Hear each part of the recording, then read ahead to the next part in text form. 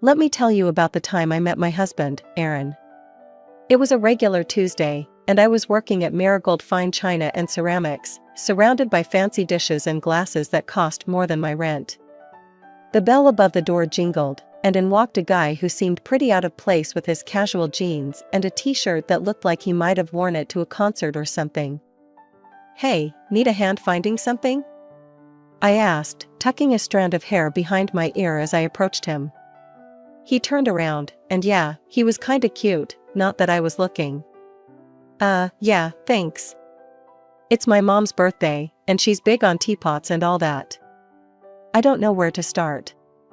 I showed him around, pointing out some of our best sellers and the finer pieces that would make his wallet cry. He chuckled at my straightforwardness. "So, you're telling me that little pot is worth $1,000?" he asked, eyebrow raised as he picked up a delicate teapot painted with roses. "Believe it or not, yeah. It's hand-painted, limited edition," I explained, watching him carefully replace it. We spent a good half-hour chatting as we walked through the aisles. He had a good sense of humor, making jokes about how a single plate cost more than his weekly groceries. "I'm Aaron, by the way," he said, extending his hand. "Elise," I replied, shaking his hand. "So, Aaron, picked any favorites yet?" He nodded towards a set with gold trim and a subtle floral pattern. "That one. It's beautiful, and I think my mom would love it." "Does it come with a don't break me guarantee?" I laughed, shaking my head. "Afraid not. But it does come with a pretty fancy box." While I wrapped up his purchase, he glanced at his phone, then looked up at me.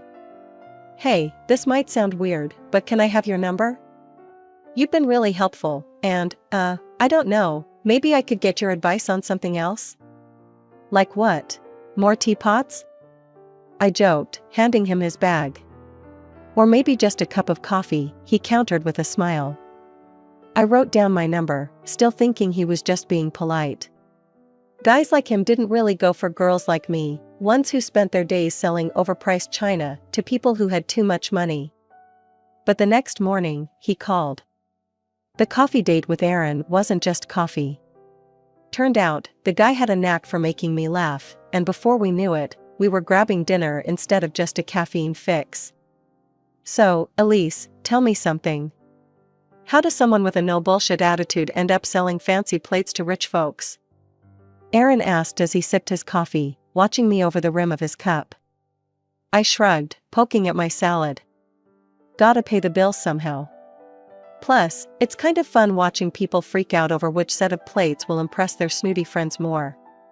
He laughed, that hearty kind of laugh that made you want to join in. "Fair enough. You're pretty down to earth. I like that." The conversation flowed as easily as the coffee. We talked about everything, movies, books, our crazy families. He shared stories about his job as an architect, and I told him about my dreams of maybe opening a little cafe someday. "Wait, you cook?" he asked, eyebrows raised. "More like I bake. Cupcakes, pies, you name it. My grandma taught me," I confessed. "Damn, a baker and a plate expert? That's some combo." It felt good, you know? Being with someone who got my kind of humor and didn't expect me to be anything but myself. We started seeing each other more and more after that night, movies, walks in the park, the occasional concert when we felt like splurging. One evening, a few months in, we were at his place, a modest but cozy apartment he'd designed himself. We were on the couch, a movie forgotten on the TV as we talked about our days. Today was nuts. This lady spent an hour deciding between two identical teapots. I mean, they were literally the same, Aaron. How does that even happen? I vented, still amused by the absurdity of it. He grinned, pulling me closer.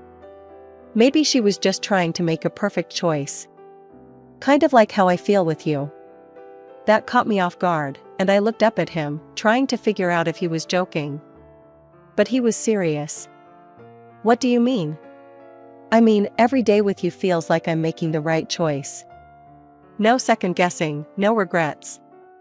It's easy with you, Elise."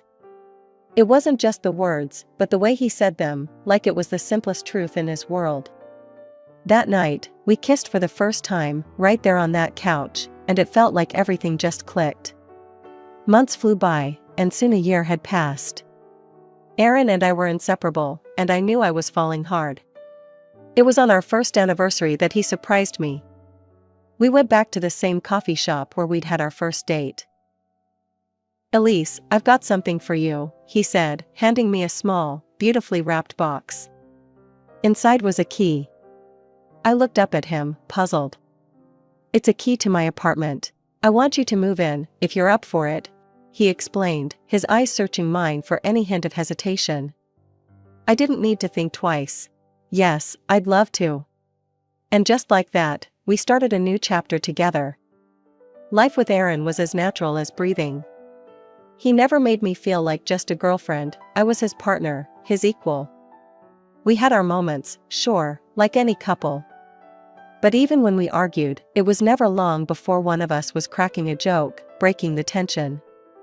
He loved my baking, always praising even my most disastrous attempts. "Elise, you could burn water, and I'd still eat it," he'd tease, and I'd throw a dish towel at him, laughing. That's how it was with us. No pretenses, no drama, just two people who got each other, building a life together one day at a time. When Aaron proposed, it was simple, no big dramatic gesture, just us on the couch with a ring and him saying, "So, you want to make this official or what?" I laughed and said yes, 100 times yes. The wedding planning flew by, thanks mostly to his mom, Judy, who was a saint. She helped me pick out the dress, the flowers, everything. Aaron's dad, Mike, was seriously ill with cancer, but he was hell-bent on being there. "Wouldn't miss seeing you in that dress for the world," he joked with a wink that made me blush and laugh. The big day was a blur of smiles and tears. Mike, pale but smiling, managed to make it. Every moment felt like something out of a dream, except for Aaron's sister, Claire. She was there, all right, dressed to the nines, and looking like she'd rather be anywhere else. During the reception, I caught her eye, and she just rolled hers, whispering something to her husband who looked just as uncomfortable. It stung, but I wasn't about to let her ruin my day. After the wedding, things settled down. Or at least, they should have. I got on famously with Judy. We'd go shopping, walk around the neighborhood, or I'd just come over and help her around the house. It was during one of these days that Claire's true colors showed even brighter. One evening, we were all at Judy's for dinner. The house smelled like roast beef and the laughter was plenty, except from Claire, who seemed to have her nose turned up at everything. "Elise, dear, can you pass the salt?" Judy asked, her smile warm. As I reached over, Claire muttered loud enough for just me to hear. "Still playing the doting daughter-in-law? Trying to butter her up for the will, are you?" I paused, my hand mid-air, then passed the salt to Judy. "I'm just here to help, Claire. You should try it sometime." She scoffed, sipping her wine. "I don't need to try anything. I'm not the one who came from a little shop, trying to play high society." Her words were like a slap, but I bit back the anger. Aaron squeezed my knee under the table, his way of saying he was there for me. Later, when Judy went to bed, Aaron confronted Claire. "What's your problem with Elise? She's done nothing but good for Mom." Claire's face hardened. "You're blind, Aaron. She's here for what she can get. That's what these people do." "These people?" I snapped, unable to hold back. "You mean people who work for a living?" "Yeah, I was a saleswoman. So what? At least I'm not pretending to be something I'm not." Aaron stood up, his chair scraping back. "That's enough, Claire. If you can't be civil, maybe you shouldn't come around as much." Claire stormed out, her husband trailing behind her, throwing apologetic glances our way. Aaron and I cleaned up in silence. The next few months were tough. Mike's health declined rapidly. Despite the strain and sorrow, I tried to be there for Judy as much as I could. Mike passed away quietly one night, leaving us all a bit emptier. Aaron took it hard, and I did my best to support him, to be his rock. Claire, who'd been absent more often than not, suddenly turned up again, her eyes scanning the house like she was taking inventory. At Mike's funeral, she was tearful, playing the part of the grieving daughter, but her tears seemed as hollow as her previous accusations against me. A few weeks after Mike passed, Judy decided it was time to settle his affairs once and for all. She invited us all to dinner. As we sat around the dining table, the air thick with anticipation, Judy cleared her throat and unfolded a stack of papers. "I've got Mike's will here," Judy announced, her voice steady but soft. "He had some specific wishes about how things should be handled." Judy continued, "Half of everything goes to me, as we expected. The other half will be divided among Mike's future grandchildren." She paused, looking over her glasses. "And the firstborn grandson will receive a bonus of $200,000. Claire was practically vibrating in her seat. "Well, I guess that sets our priorities, huh?" she said, half joking but with a greed I hadn't seen so openly before. "Let's not make hasty decisions," her husband muttered, but Claire was already on a roll. "This means we start trying seriously, babe. It's important," she insisted, her voice tinged with desperation that didn't suit the dinner table. From then on, Claire's obsession with conceiving became the focal point of her life. Every family gathering, she'd update us on their progress, or lack thereof, with a frankness that bordered on uncomfortable. "We've been to 3 specialists this month alone," Claire complained one evening as we all tried to enjoy a quiet dinner. "Do you have any idea how much this is costing us?" Her fixation deepened when they moved on to artificial insemination. The hormonal treatments took a toll on her, physically and emotionally. She gained weight, which only fueled her frustration and desperation. Her struggles cast a shadow over our family meetings. Claire's obsession with getting pregnant overshadowed even simple conversations. It got to the point where I found excuses not to attend gatherings, especially if I knew she'd be there in one of her moods. Aaron tried to stay neutral, but even he was wearing thin. "She's my sister, but I can't deal with this every time we see them," he confessed one night as we lay in bed, staring at the ceiling. "I know, love. Maybe give her some space? She's got a lot on her plate right now with all the treatments and pressure," I suggested, though I felt for Claire, her behavior made it hard to be around her. As time wore on, Claire's single-minded pursuit of motherhood began to isolate her, even from those who wanted to support her. All we could do was watch and wait, hoping that something would give, for better or worse. The day Claire announced her pregnancy should have been purely joyful. "I'm pregnant," she declared during a family brunch, her eyes scanning the table for our reactions. Aaron and I offered our genuine congratulations. "That's great news, Claire. Really happy for you guys," Aaron said, passing her a smile across the table. I nodded in agreement, trying to add warmth to the tense air. Despite our attempts at keeping things friendly, Claire seemed to brew a storm inside her, always ready to snap. Her mood swings were wild, and every small thing set her off. The family tiptoed around her, but I bore the brunt of her sharp tongue more than anyone else. I learned to keep my distance, but that was about to become harder. One morning, feeling unusually queasy, I took a pregnancy test. The positive result left me stunned and elated. I shared the news with Aaron, who was over the moon. "We're going to have a baby," I whispered, and we held each other, lost in our little bubble. We decided to share the news with Judy first, hoping for a moment of happiness amid the ongoing tensions. Walking into Judy's house, hand in hand, we found not only Judy, but also Claire, who'd apparently come over earlier. "Mom, Elise has something to tell you," Aaron began, his voice filled with pride. I smiled, a bit nervous about Claire's presence. "I'm pregnant, Judy. We just found out." Judy's face lit up with delight. "Oh, my darlings, that's wonderful. 2 grandchildren on the way." But Claire's reaction was far from congratulatory. Her face drained of color, and her lips thinned. "You planned this, didn't you?" she hissed, her voice low and menacing. "Trying to steal my thunder and my child's inheritance." I froze, shocked by her accusation. "Claire, that's not true. It just happened." Her voice escalated, and she stood, pointing a shaking finger at me. "You're lying. This is all a setup." You want the money, that's all you've ever wanted.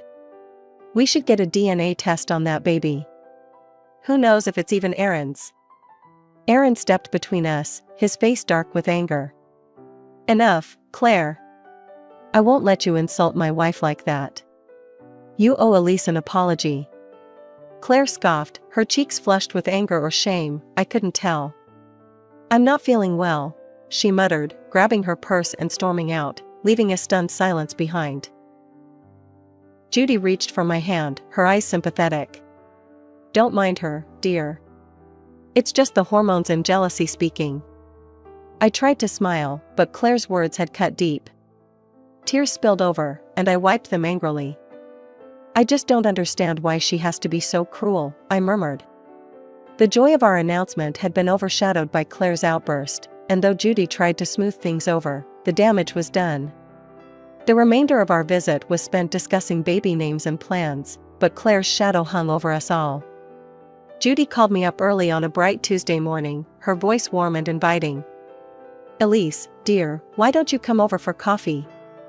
I baked your favorite apple pie, she said, and I could almost smell the sweet aroma through the phone. Glad for a reason to get out of the house, I quickly agreed. I'll be there in 20 minutes, Judy. Can't wait.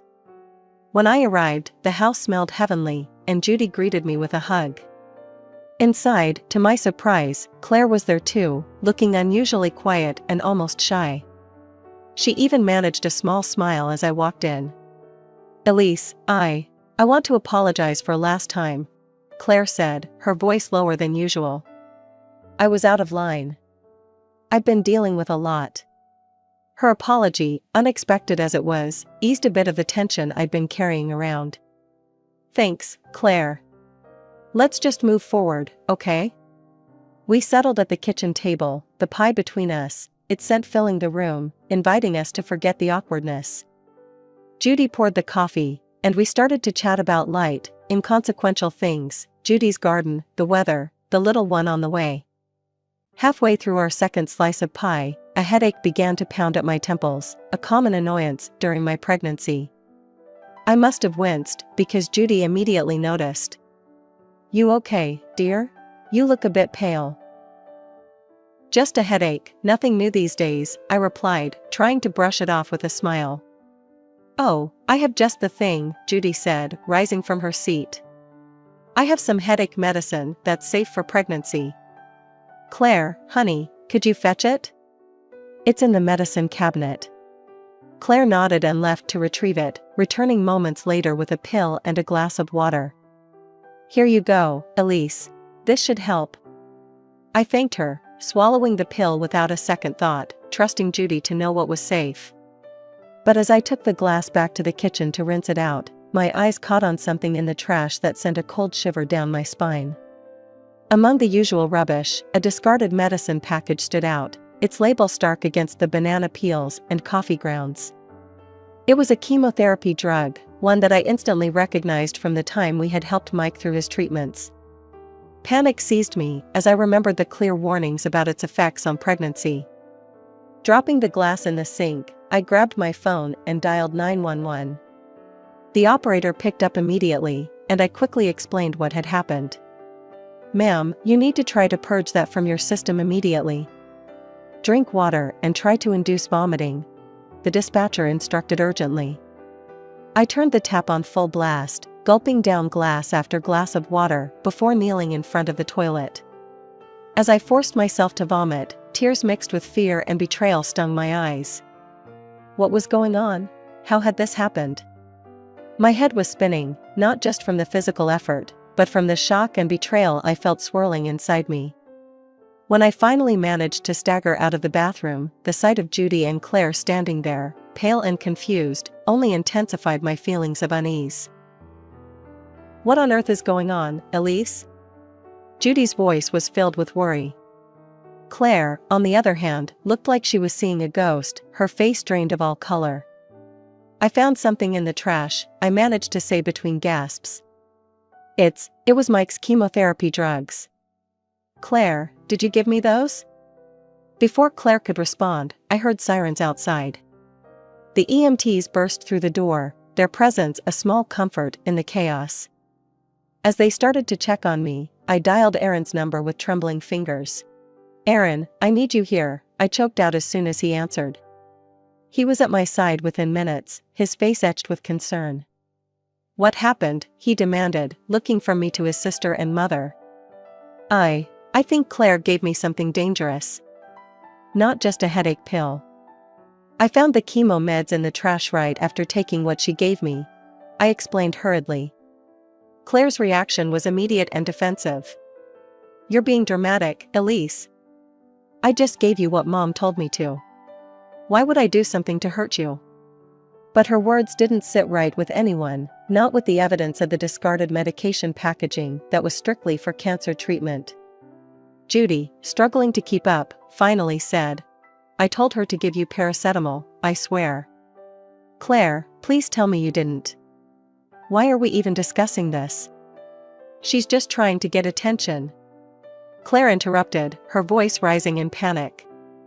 That's when Aaron stepped in, his tone icy. "We're calling the police. We need to sort this out properly." Claire paled even further, if that was possible. "The police? Aaron, come on, think this through.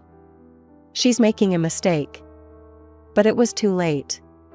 Aaron had already dialed, and within moments, the police arrived, adding another layer of seriousness to the situation. They listened to our accounts, their expressions grim.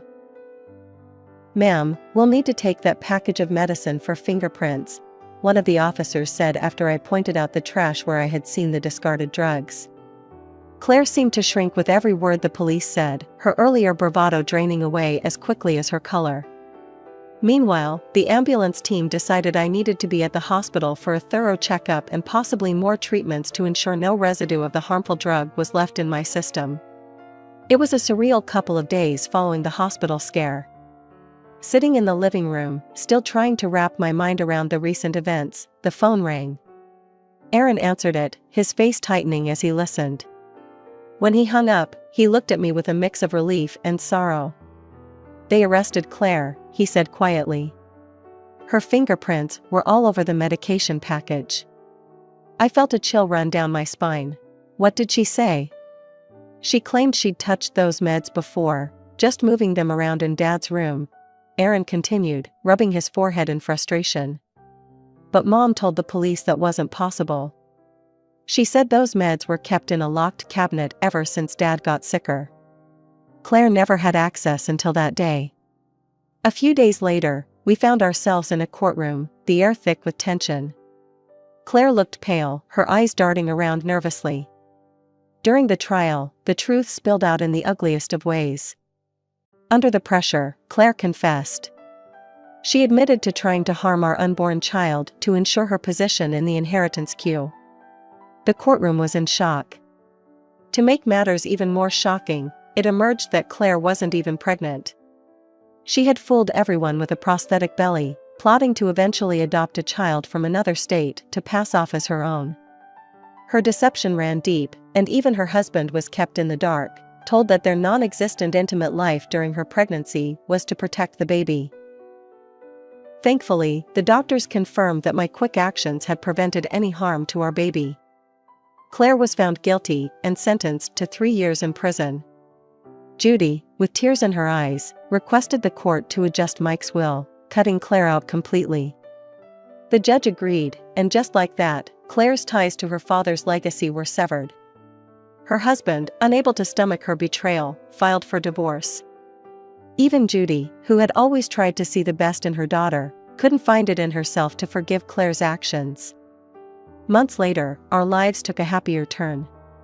I gave birth to a healthy, beautiful boy, who had my eyes and Aaron's smile. He was our miracle after a storm, a sign that life could indeed be beautiful. According to Mike's will, he received the promised $200,000, which we decided to save for his education. One morning, sitting back, I watched our son play, his laughter filling the room, a stark contrast to the darkness we had faced. Aaron wrapped his arms around us, a silent vow that as long as we were together, nothing could break us. "Everything ended well, didn't it?" I murmured, leaning back against him. It did, he confirmed, kissing the top of my head. It really did. And in that moment, I knew that no matter what came our way, the love of our little family would always be our strength. We had weathered the storm, and now it was time to enjoy the calm.